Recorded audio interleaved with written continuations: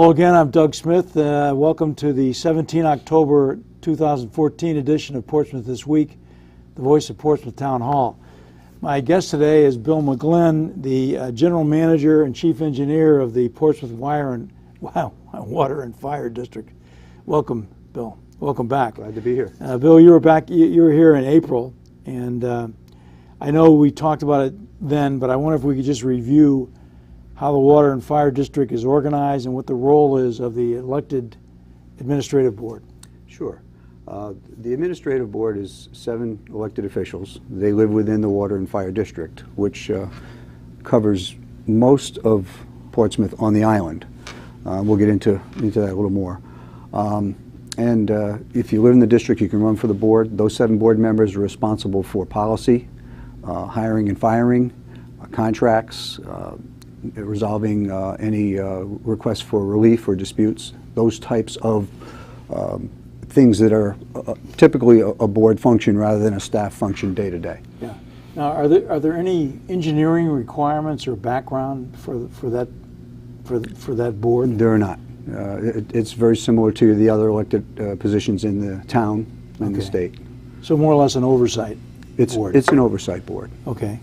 Now, one of the questions that always comes up is the Water and Fire District a part of the town of Portsmouth's government? That's a good question, and we deal with that a lot. It is not. We're completely separate from the town, although I have to say that we in the town work together on a number of things to serve our common constituents. But it is legally and administratively, financially separate by law. Okay, I can imagine you'd work with DPW on a lot of things. We do. Very cooperative relationship with DPW. Yeah. We have a lot of things in common. Now, why does the Water District have a separate taxing authority from the town? I mean, we get a tax bill from the town, we're paying that.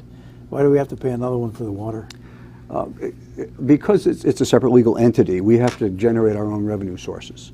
When the Water District got created back in the early 50s and got expanded in the 60s, that taxing authority was important to generate revenue to fund the operation so that the town of Portsmouth would not be on the hook for that operation.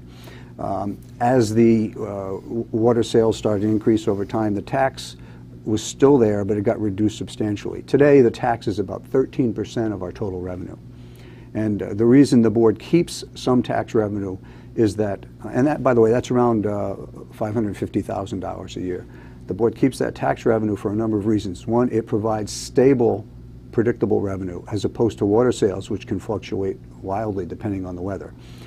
And it provides us with the ability to get general obligation bonds on the market when we need to bond capital improvements. And general obligation bonds are supported by tax revenue. Revenue bonds, the alternative, are supported by water revenue. The tax revenue for the bond market is a more stable, predictable revenue source than water sales. So we get better interest rates and the bonds are more attractive. So it's a very important feature of our overall financial plan to have some of that tax base active. As I said, the stable revenue is important as well. Now you say that the water rates essentially provide 13%?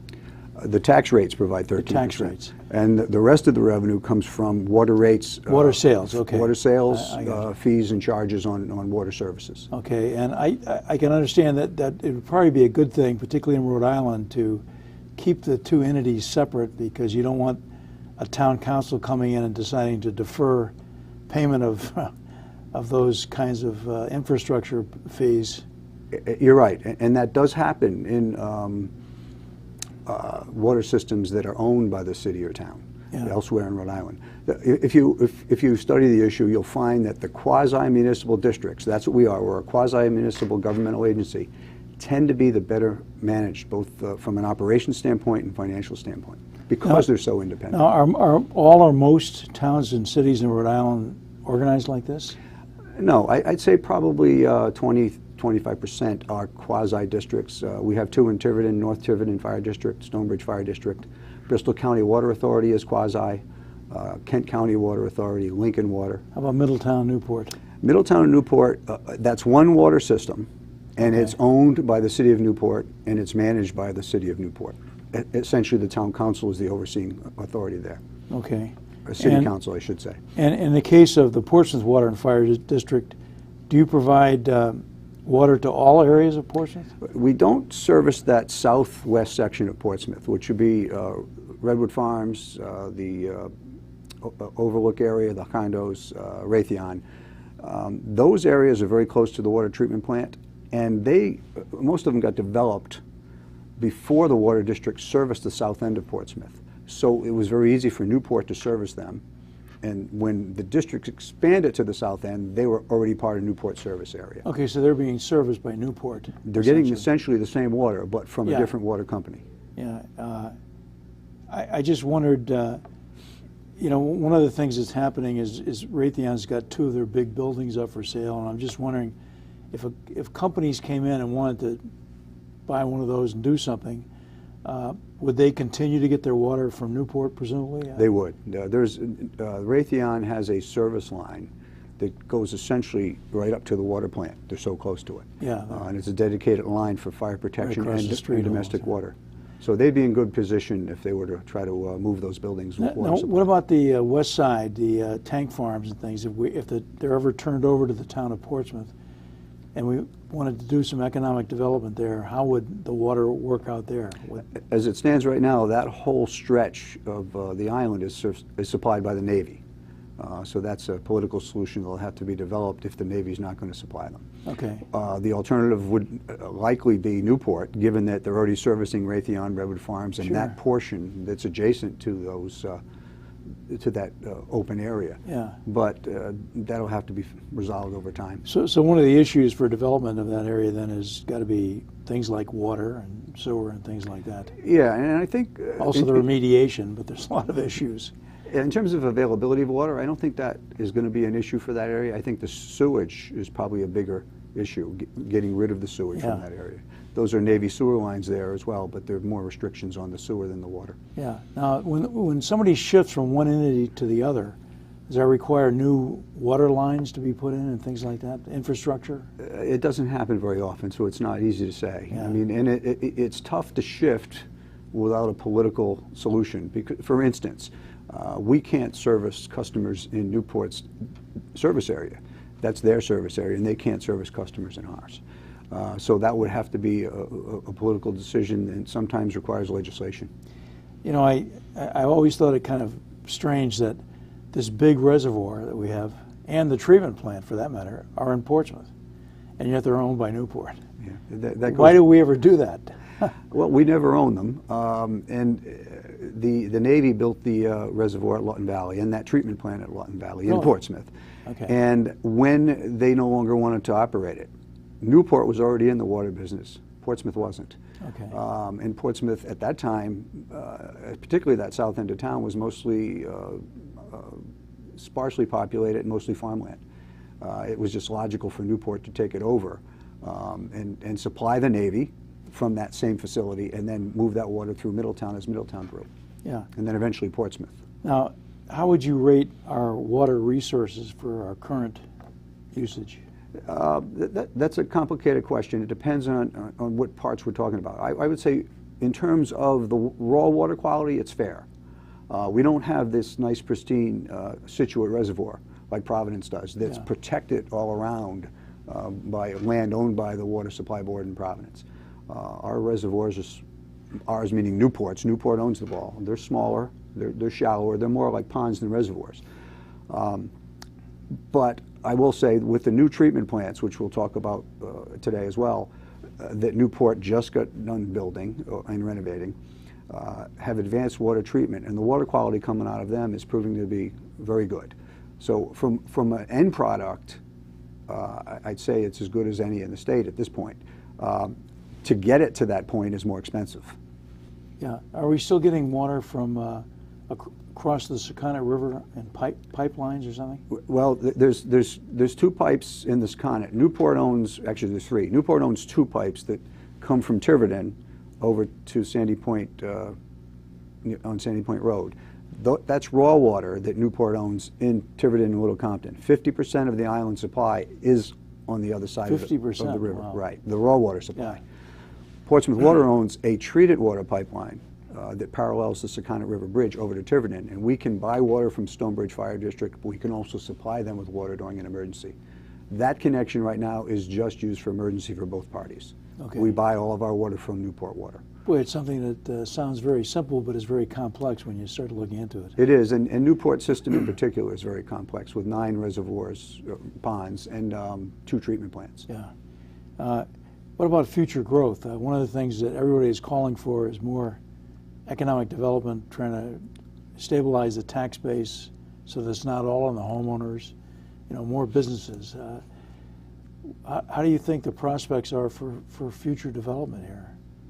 From a water supply standpoint, I think we're in pretty good shape. Certainly for the 20-year period, looking forward, we've done calculations and supplied them to Newport. But I would say beyond that as well, our water demand is essentially stable and steady. Minor increases over the years. A lot of it has to do with water conservation from our side, leak detection, et cetera. From the customer side, some of that conservation is due to our education in the public schools, literature we hand out to customers, the rates, the increasing block rates, and the increase in the rates over the last few years to help pay for these water plants. Those are all creating water conservation in the community. But Newport and Middletown are seeing the same thing. Yeah, I see those poor people in California that they're just drying up out there, and there doesn't seem to be any real fix in sight because they get no rain, for starters. You recently had a water quality issue that you sent out information to everybody about a high level of trihalomethanes. Did I pronounce it right? You did pronounce it right. What's that about, and what's the status? Trihalomethanes are also called TTHMs. It's the acronym for it. Trihalomethanes form when chlorine is added to the water for bacteria control, and that chlorine reacts with organic matter in the water, and it creates these trihalomethanes. The trihalomethanes are measured in parts per billion. And just to give a sense how small that is, 1 part per billion is the equivalent of 1 second in 32 years worth of seconds. Yeah. The standard is 80 parts per billion, measured on a 4-quarter running average.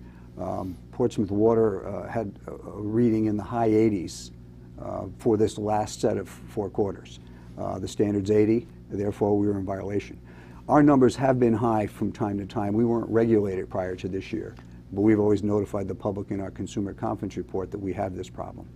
Newport had the same problem with their customers at various times, as did the Navy. The island as a whole has been dealing with this problem for at least 10 years. That's why these new treatment plants were built. The treatment plant at Lawton Valley is a complete replacement, state-of-the-art. The treatment plant in Newport is a modification to the existing plant, and that plant and the plant at Lawton Valley have the exact same treatment process, which is a state-of-the-art process, and they have advanced water treatment. The only plants in the state that have that. Advanced water treatment is essentially carbon contactors that polish the water very well. So we're seeing good numbers on the THMs now coming from this new water from Lawton Valley. That plant just went online about 3 weeks ago. Really? And we expect, and Newport expects, that it's going to address this problem for the whole island. Okay. Now, that comes at a cost. The debt service for those 2 plants is $84 million. It has to be paid off over 20 years. Portsmouth Water's share of that is roughly 20%. We're talking about $16 million in the rates over 20 years. Yeah. And that's why our rates, that's the predominant reason why our rates have increased, essentially doubled in the last 4 years, getting that debt service built into the rates to help pay for the plants. Yeah, before we get to that, are there any health dangers from this or anything? Well, EPA regulates it because they determined that it is a carcinogen if you drink water high in THMs over a long period of time. Right. And it can affect liver, kidney, the soft organs over time in some people. May cause cancer in some people. The language is very, very broad. Yeah. It's not real specific, but every water system across the country is now dealing with this because the rules just changed. The 4-quarter running average used to be based on 4 sites in your system. Now it's based on 4 different sites, but you can't average the sites. Each site has to meet the standard, which significantly ratcheted up the requirements. Yeah. These new plants are meant to address that. So, If I could, yeah, one please, other go important ahead. thing here. Yeah. It's important to know that the chlorine that goes into the water that creates this reaction with the organic matter is real important for pathogenic bacteria control. Our most important issue is making sure people don't get pathogenic bacteria from the drinking Right. water. That's what caused cholera, typhoid back in the early 1900s. Yeah. Chlorine stopped those type of epidemics in cities where people were getting sick. At that time, death rates in the range of 5 people per 100,000 was common and accepted. You don't see that today. Right. That's primarily because of chlorine. Now we have the different science that says the chlorine creates this byproduct, so now we're dealing with the byproduct. So yes, it's an issue. Not putting the chlorine is a huge issue. Sure. So you have to use the chlorine. Absolutely. Well, I would certainly agree with that. I'm just, it just seems kind of strange that I can understand why the officials come out and say that over a certain level is high, but when they say high use over a prolonged period of time, are they talking about 80 parts per billion, or is it higher than that? Well, they typically set these levels based on studies, scientific studies, epidemiological studies, and they're saying if it's 80, it's generally safe. If you have 81, are you going to argue it's not safe? Well, yeah. I think they want to keep the numbers 80 or lower, and that's what the science tells you is the best thing to do. Where that number is, where it's where it becomes a real problem, or how many years, I don't think they can even answer that. Yeah, it's just probably based on lab results of It is. tests and things. So can we expect that to kind of improve then over time? We're seeing it improve already, Okay. and it should be an immediate improvement. We'll know as we take our samples in November, whether we come back into compliance or not. Okay. How do we compare water quality-wise with the rest of Rhode Island? Again, I would say with these new treatment plants, we're going to be right up there with everyone else. Newport's done a good job in coming up with the right process in our view, and it will address water quality beyond the trihalomethanes. It will address taste and odor, and it'll help them lower the amount of chlorine they need to put in the water. So I think we're going to see people happier with the water quality on the island generally. Yeah, I think the idea that you have to pay for somebody's got to pay for things, you know, and it happens that to get clean water, which is vitally important, we need to pay for it. That's all. If you look at a typical residential customer with the new rates that are in effect, they might be paying about $500 a year, and that is higher than they have been paying. There's no question about that. But when you start comparing that to electric bills and cable bills and cell phone bills, you know, when it's a health issue, not a convenience issue, I think it's not outrageous. Yeah, there's no question it's a must thing that you have to do.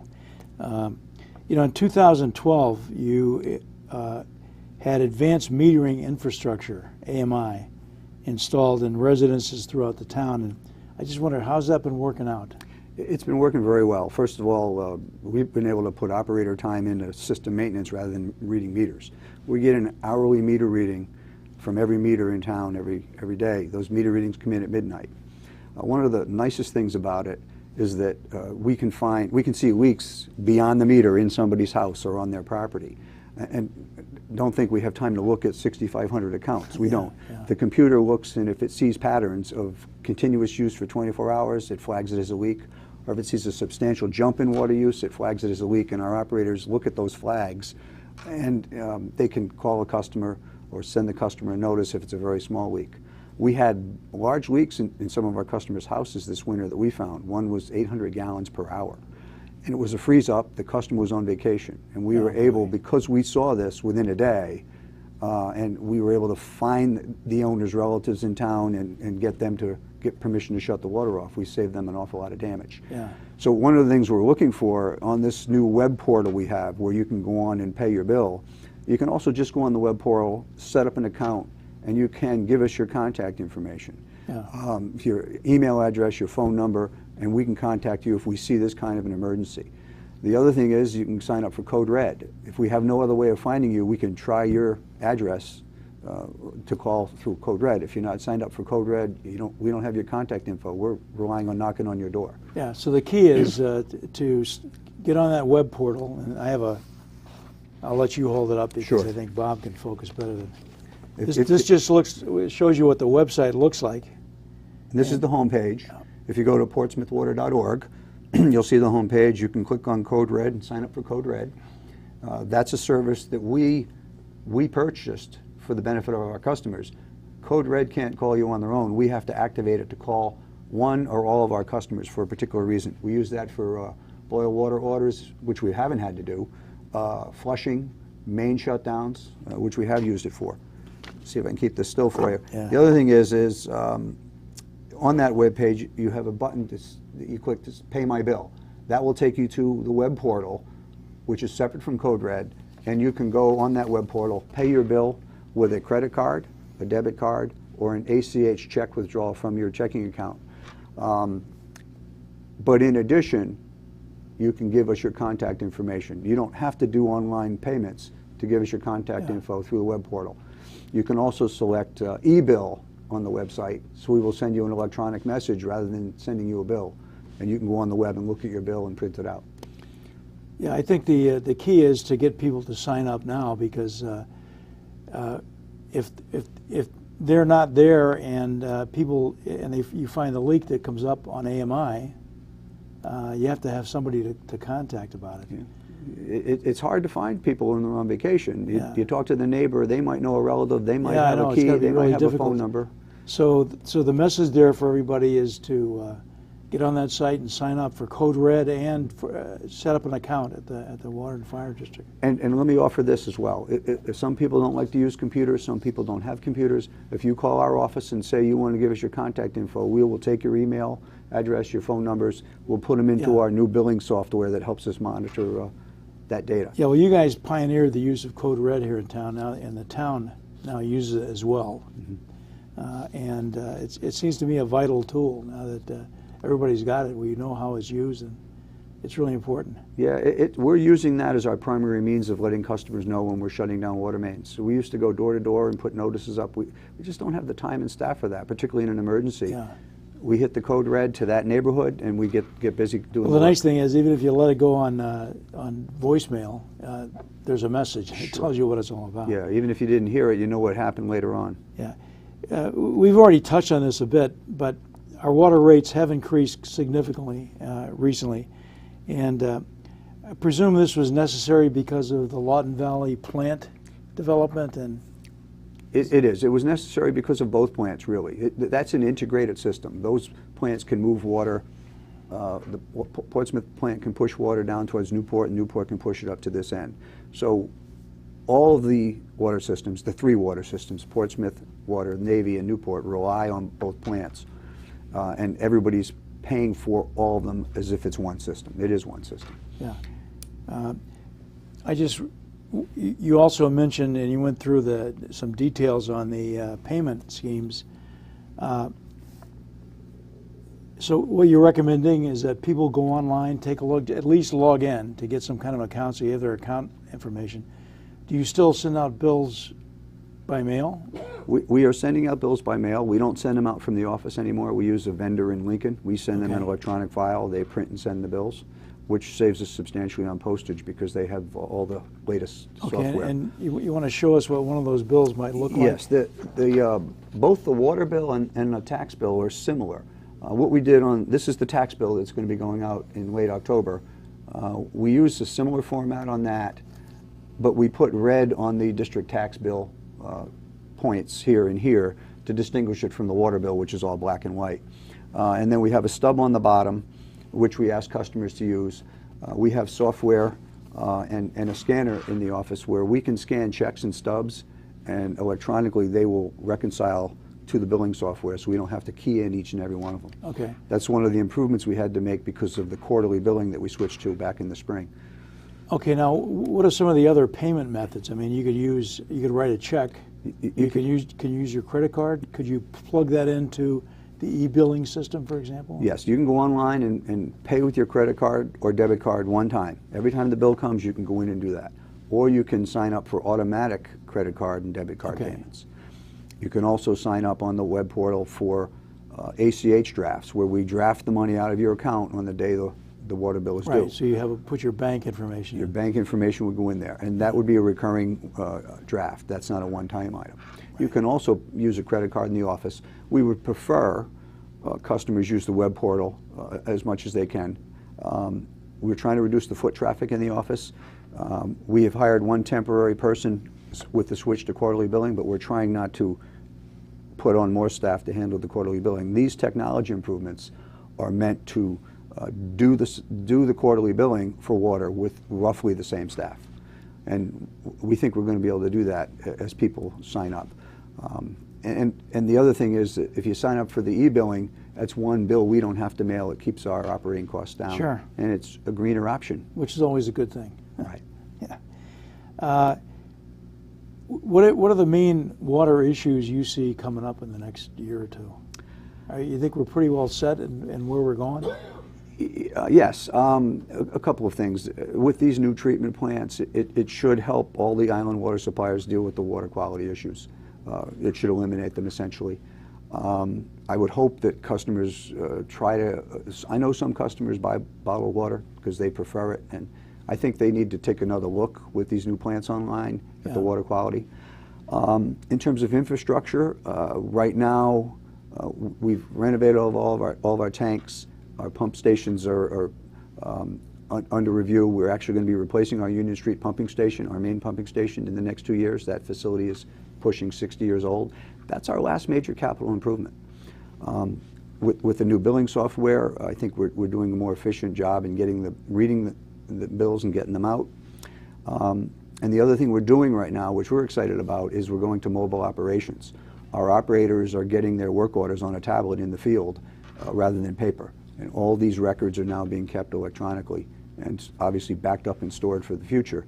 But 20 years from now, the water system operators are going to have a solid 20-year record on every customer service, every asset that we have, and it's going to improve our maintenance operations dramatically. Well, technology takes us to really new heights of capabilities here. Yeah, it's very reasonable today to do it. Quick question, it just occurred to me, are your school customers and town customers, do they have regular water bills like everybody else? They do. They do. So they're just basically another customer. They're another like customer. the town hall and et cetera. We try to help them out with issues because we're both governmental agencies, but they have to pay the same bill. Yeah. Bill, thanks a lot. We're just about out of time here, and I'd like to thank you for coming in. I hope you'll consider coming in again whenever something else comes up in the area of water. Be happy to. Thank you. Appreciate you coming in. And I'd just like to mention for those of you that are watching this program on today or tomorrow, on Sunday, the Portsmouth Fire Department is having an open house. And if you're interested, come on down and see what the fire department looks like now, the newly renovated fire department. Come up and visit some of us up in the Emergency Operations Center, and we'll show you what we do up there too. That's about it for me. Doug Smith signing off. See you next week.